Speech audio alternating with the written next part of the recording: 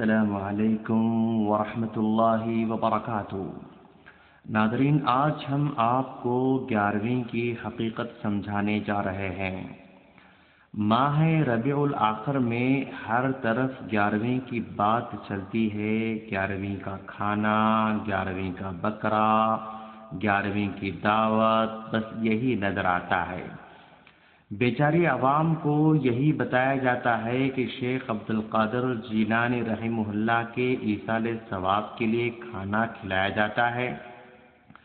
بیچاری عوام کو اتنا بھی شعور نہیں ہے کہ پیران پیر کو ہمارے ایصال ثواب کی کیا ضرورت ہو سکتی ہے، جو کہ جنت کے بستر پر آرام کر رہے ہوں گے۔ ہمارے ایصال ثواب کے ذمہ دار یا ہمارے ایصال ثواب کے حقدار ہمارے باپ دادا زیادہ ہیں۔ پتہ نہیں وہ کس حالت میں ہوں گے۔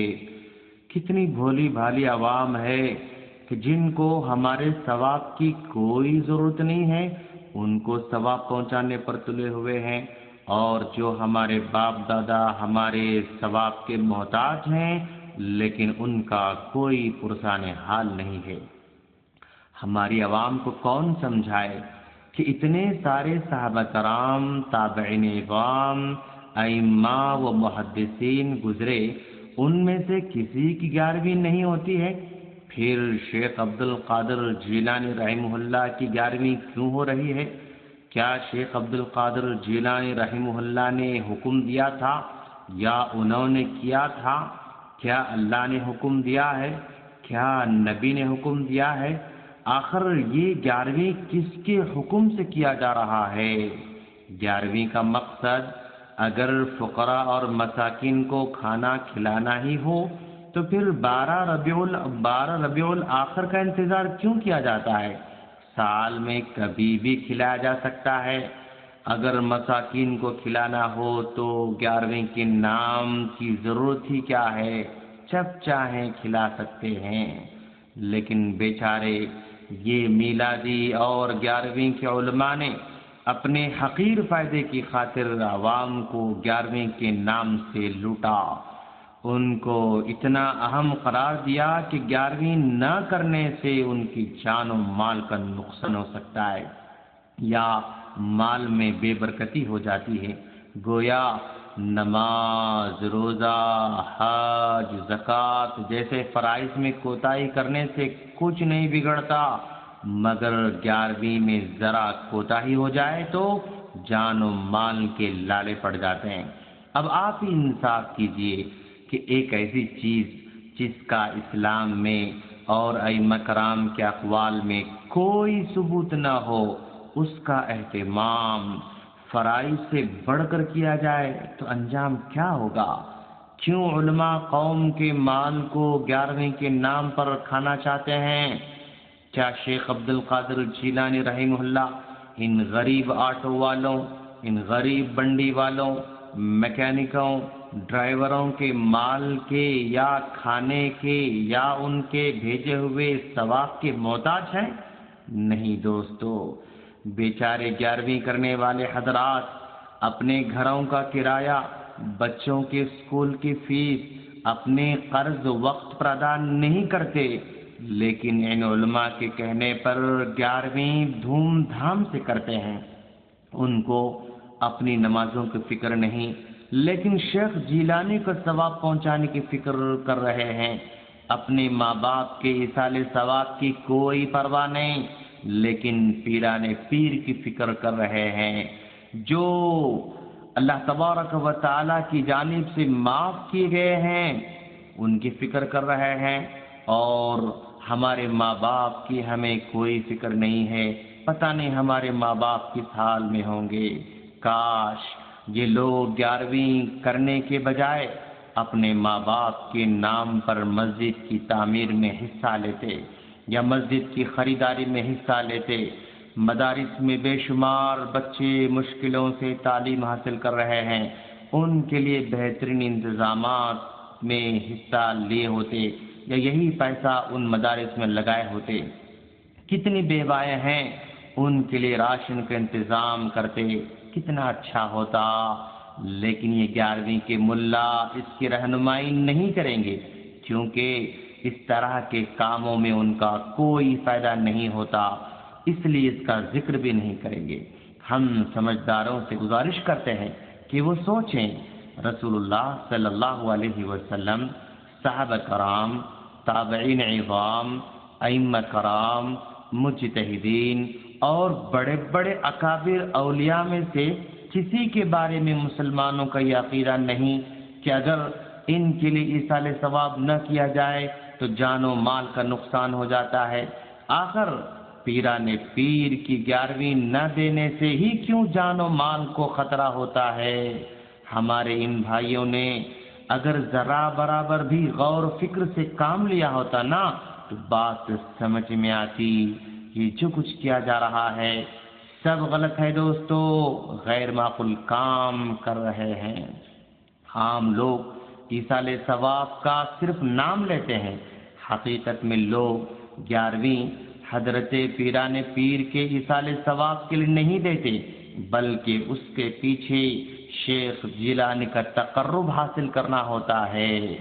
جس طرح صدقہ و خیرات کے ذریعے اللہ تبارک و تعالی کا تقرب حاصل کیا جاتا ہے، اسی طرح وہ خود 11ویں کو حضرت کے دربار میں پیش کر کے شیخ جیلانی کا تقرب حاصل کرنا چاہتے ہیں، اور یہی راز ہے کہ وہ لوگ 11ویں دینے نہ دینے کو مال و جان کی برکت اور بے برکتی میں داخل سمجھتے ہیں۔ اس طرح یہ وہ عبادت ہے جو غیر اللہ کے لیے کی جا رہی ہے۔ مقصد شیخ جیلانی سے مدد مانگنا ہے، مشکل گھڑی میں ان کو پکارنا ہے، ان سے اولاد مانگنا ہے۔ یہ ان بیچارے بھولے بھالے لوگوں کا عقیدہ ہوتا ہے۔ اسی کی خاطر ان کے نام پر قربانی ہوتی ہے، اسی کی وجہ سے ان کے نام پر کھانا کھلایا جاتا ہے۔ یہ سارے کے سارے کام اللہ کے لیے کرنی چاہیے تھی، لیکن بندے کے لیے کیے جا رہے ہیں۔ جب اس کو شرک قرار دیا جاتا ہے نا تو اس الزام سے لوگوں کے ذہنوں کو پھیرنے کے لیے ایصال ثواب کا لیبل لگایا جاتا ہے، جبکہ شیخ جیلانی کو ہم جیسے گنہگاروں کے ثواب کی کوئی ضرورت نہیں ہے۔ یہ بیچارے میلادی اور 11ویں کے علماء 11ویں کو ثابت کرنے کے لیے اسلام میں کھانا کھلانے کی جتنی آیتیں ہیں، جتنی احادیث ہیں، وہ سب کو جمع کر کے کہتے ہیں کہ دیکھو اسلام میں کھانا کھلانے کی اتنی فضیلت ہے، اور یہ لوگ کھانا کھلانے والوں کو منع کرتے ہیں۔ میرے پیارے میٹھے سنی بھائیوں، یہ جو فضیلت ہے نا، سال میں ایک مرتبہ 11 ربیع الاخر کو کھلانے کی نہیں ہے، بلکہ پورے سال میں جب چاہیں کھلائیں، اس کی فضیلت ہے۔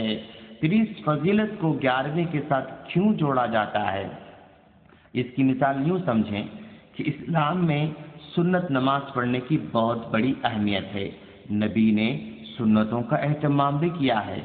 اب اگر میں سال میں ایک مرتبہ یا مہینے میں ایک مرتبہ یا ہفتے میں ایک مرتبہ خاص وقت مقرر کر کے جماعت کے ساتھ سب کو سنت پڑھنے کی تاکید کروں اور اس کے لیے بڑے پیمانے پر میں اہتمام کروں تو کیا آپ اس کو تسلیم کریں گے؟